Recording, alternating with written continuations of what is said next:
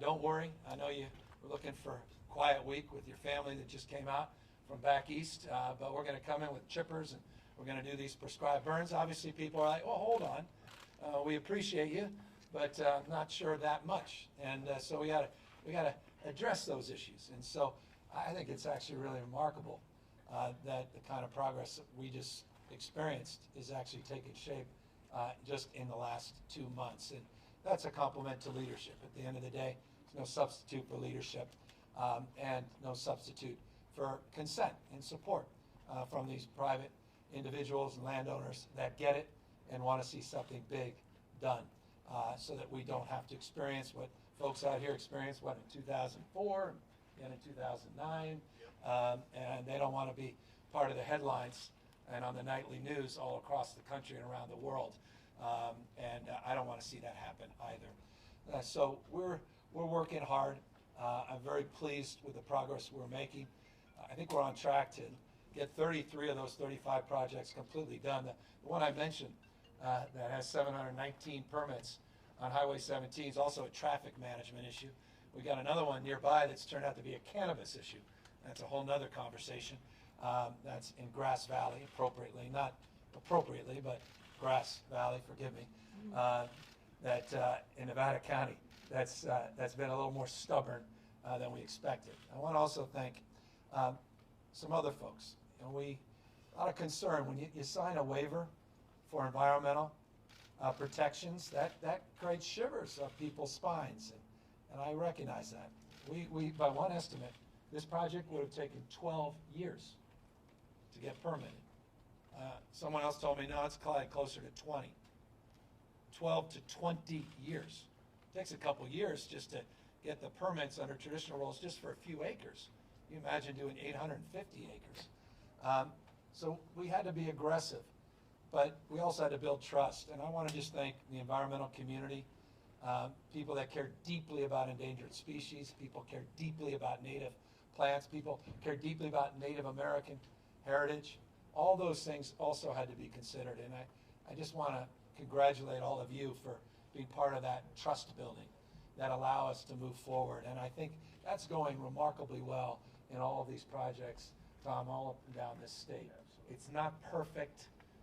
There are issues, but we are making progress. And the reason that matters in closing is that this is the beginning. You know, 35 high-profile projects, I mean, multiply that by 100, and we're doing justice to what we need to be doing in this state. And the only way we can do that is the foundation of trust we're building all these projects. So again, compliments to everybody that is part of this. Final 2 points. We're also announcing today we're adding 393 new individuals on 1/3 of all CAL FIRE engines. We're going to get a 4th member on these CAL FIRE crews. I think that's going to help morale. It's going to help with rotation. It's certainly going to help with women and manpower as it relates to suppression efforts and mitigation efforts. So we're blessed to be able to do that. That's not an insignificant thing to do at this moment. It's a $26.5 million commitment, but it's necessary as we're getting closer to peak fire season. We're walking right into the peak part of our fire season. We're not getting the benefits of these snow melts anymore that have helped slow the fire season. For people that think, boy, things are going well, don't hold your breath. This thing's just delayed, it's not denied. And the new realities of the hot's getting hotter, the dry's getting drier, the wet's getting wetter. That's what happened last year. That's the world we're living in. You may call it global weirding, you may call it global warming, you may call it climate change, or may say what the guy that I was playing liar's dice at the Monte Vista Inn said something ain't right. You can call it whatever, all of the above. One of those 4 you choose, but we know we have a lot of responsibility to meet this moment, and we are. Final, I said 2 points, this is the final of those 2. We need support from the federal government.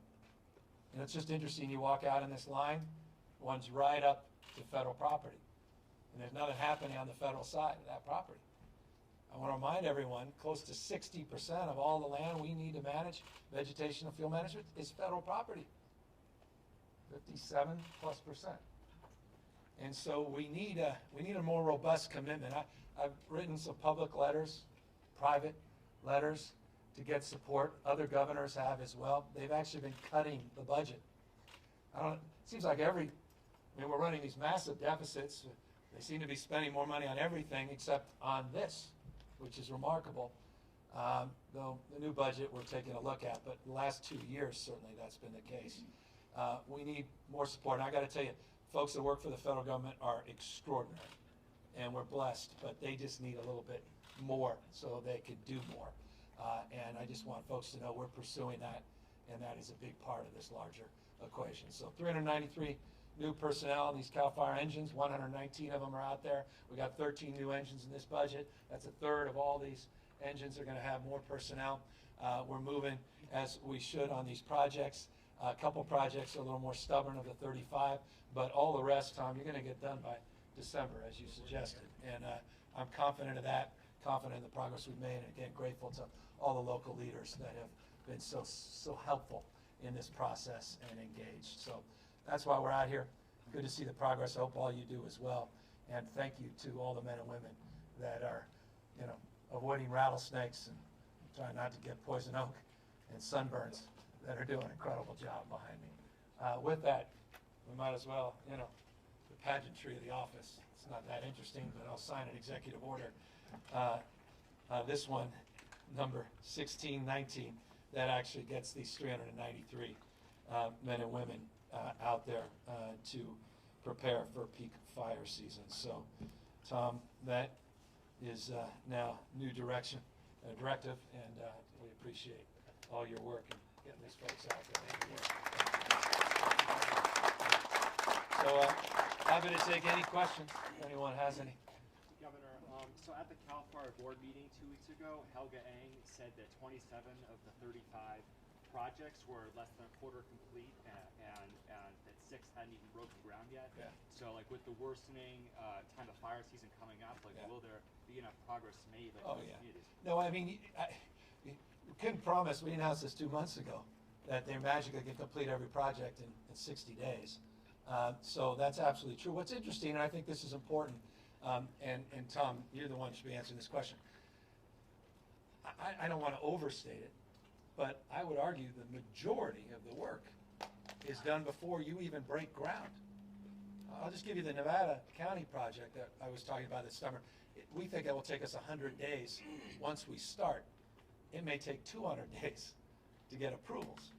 I'll mention again the Highway 17 project. I know a little bit about Highway 17. Anyone drives up there, that is a deeply challenging traffic mitigation issue, and Caltrans not too pleased with us. But there's 719, am I being literal, permits that need to be granted before that project starts. Once that starts, we're moving quickly. So that's absolutely true when you look at the progress to date, but you have to look at all the progress that is getting done on the permitting side of it, and then you're going to see just quick progress once the projects get underway. I don't know, Ed, you want to fill in? Governor Newsom said exactly what the issue is. A lot of the slow part of getting these projects going on the ground is what we've been working on. Kind of that last planning. CEQA relief gives you one piece of that. You still have to plan, get the contracts in place, get the ground has to dry out enough so you can actually work on some of the ground. We still have projects that are waiting for some snow to come off of them. All of these things are still kind of in the mix. As fall comes along, we'll start to see a massive increase in acreage treated. These are an absolute priority. We do fuel work every year, all year long, but these 35 projects are the priority statewide. So, and trust me, we're monitoring this very closely. This again is a quick follow-up question as well, just real quick. So the report that was sent back to you, of course, by CAL FIRE said that CAL FIRE wants to do more private fuel reductions, prescribed burns. Those sometimes encounter resistance from various fronts, obviously. So how is CAL FIRE working to overcome those? Good question. Yeah, and that is a great question. Most of these projects are ones that we've been working through those issues along the way, and that's part of what's been happening this spring. As we move into more of the burning cycle, We're going to be working with our air pollution control districts and making sure that we have all of the emissions kind of permitting and reporting requirements that we have. We also, through the governor's budget, have monitoring that we're going to add into that is in conjunction with ARB. So a lot of this has been worked out. We just need to get to the right weather windows that allow us to do those kind of burning projects, and then make sure we aren't having fires at the same time. So everything is going to kind of come together as we get toward the fall on these projects. And remember, this is just one small piece of the larger efforts this year to deal with mitigation, suppression, and prepare more robustly for recovery. Close to $1 billion was put in the budget this year for those efforts. We usually spend $1 billion when we go over budget just on response. We're trying to invest $1 billion proactively so we can reduce those costs on the back end and save lives on the front end. Given the enormity of the wildfire prevention effort and all that needs to be done, are you supportive of public safety power shutoffs by the utilities? I mean, as appropriate. We put $75 million, as you know, in the budget for a reason. We want to make sure that those are done appropriately and done in consultation with local officials, and to make sure that if the utilities are not meeting their responsibilities at a local level, that we're not just complaining about it, but that we're doing something about it, and we have flexible funding for the cities and counties to address the immediacy of concern related to vulnerable communities that may be impacted or businesses may be impacted. Without getting into details, I'll give you a broad strokes example that would answer the question better than me just saying yes or no. There was an incident with PG&E on some shutoffs a few months ago where there was no coordination and collaboration with the state. They were in the office quite literally the next day, and we had a very honest conversation about expectations. So we are working to make sure this is done appropriately, but I do think there are circumstances, and there always have been in the past, and looking at best practices in San Diego for years, where it is appropriate in those extreme events to do what we call this PSPS. That's the new language of de-energization. How concerned are you about the public safety risks that the PSPS? I wouldn't have put $75 million in the budget if I wasn't concerned. Governor, you're asking for a more robust commitment from the federal government the day after signing a bill that votes yet again at the president. Do you think that the swipes that you've been taking and is backfiring at all? I don't. Support you need on Yeah, issues? well, I'm not doing that the day after, so just clarify the facts. We've been at this, the request, for many, many months, as you know. Many of those have been made public, so that's just one important clarification. I don't know that it's a swipe. That legislature unanimously, at least Democrats, supported a transparency requirement to do what the president said he was going to do during the campaign. And it's pretty easy to resolve this. As you know, I'm included in that. It's not a swipe. I didn't take it personally, but the governor's included. I'm more than happy to provide you that information. I think you need it. I've got a lot of business interests. I've got a property up here. You should know that. Hard for folks to know all those interests if I don't release my tax returns. You have a right to know that. I know you want to know that, but I think the public should know that. And if it's good enough for the governor, it's certainly something we should expect, as we have since 1973, from president and presidential candidates. And as you know, every presidential candidate is required to advance these same transparency But as you're asking for this additional help, is it hurting your cause to? I talked to the president yesterday. We're continuing to try to work collaboratively together. I'll leave that to you. You could tell me. I imagine the same question you may ask on all the lawsuits. Every lawsuit the state has filed, I imagine, isn't taken very enthusiastically. And I think I got here and there were 43 lawsuits filed before I took the oath of office. So let's be a little bit more, let's have a broader perspective on this relationship and look at some of the facts as to why we filed those lawsuits, why we've subsequently filed a number of lawsuits, and why we're in this position in the first place. It predates me, and I'm trying to do my best to engage and continue to, including two conversations with the president in the last 10 days. Can you expand on that conversation? Yeah, what did you talk about? No, I can't, but I'm happy to ask another question. Answer Well, a question. I would like to know as well what you. Well, you're going to maybe ask the White House for a recording. I don't know. I can't and won't do that. But Rita. No, I was talking about.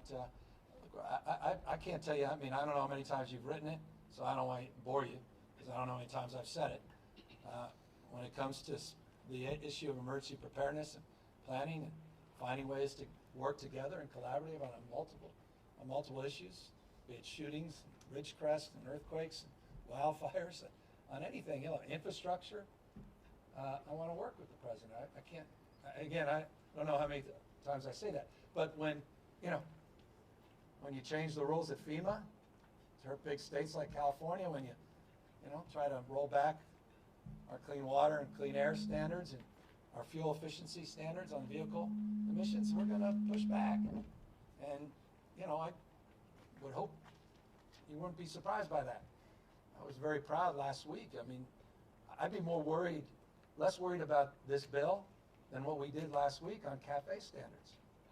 I mean, that was a very significant rebuke of the administration, but it's interesting no one asked me about being sensitive, how they would respond to that, when that substantively is a deep rebuke on a major issue that has consequences not just across this state, but across the rest of the world, not just the United States. I do wonder, back to wildfires, we've been seeing more urban areas affected these, like Santa Rosa. How worried should people be about that this year? And do any of these projects that you've been talking about Substantive. talk about dealing with urban fires? Those 200 communities really connect to that question, yeah. Yeah, so related to urban areas, of course, we've seen fires impacting urban areas in ways that doesn't happen very often. Thank you, sir. And but it does happen, and it has happened in the past. I mean, we go through these kind of events every decade or so. What we are coming out of, I hope we're coming out of, is one of those. But every place where we have vegetation and fuels that are in a dry and decadent, thick state, you have the chance of fires going from that brush and that vegetation into the community. That could be within a mile of the coastline. It could be out here in Colfax. It's all the same physics that are going on. And so all of these projects that we're doing, the 35, actually have 200 plus communities that they're going to help reduce that risk for. And we need to continue to do this and maintain these projects, but we need to increase from where we are currently at about 250,000 acres a year of forest health and fuels type of treatments to double that in the next decade to around 500,000, and that's just on the state and private lands.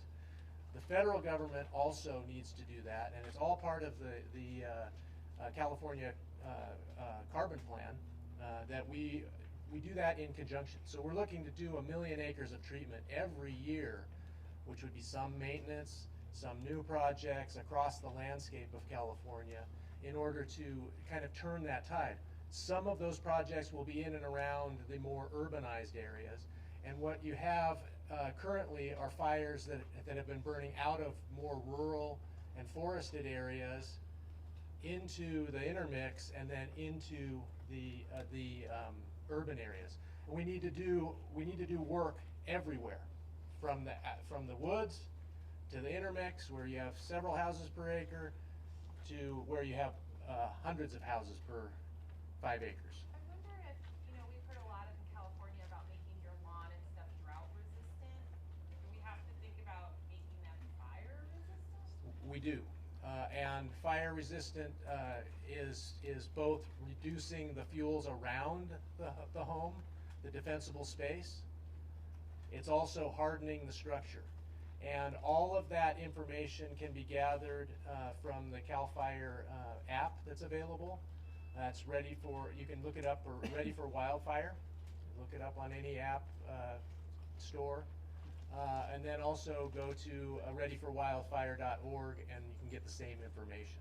Even people who live in like suburbs. Even people that live in suburbs. If you live in a city, in LA, let's say, in San Diego, in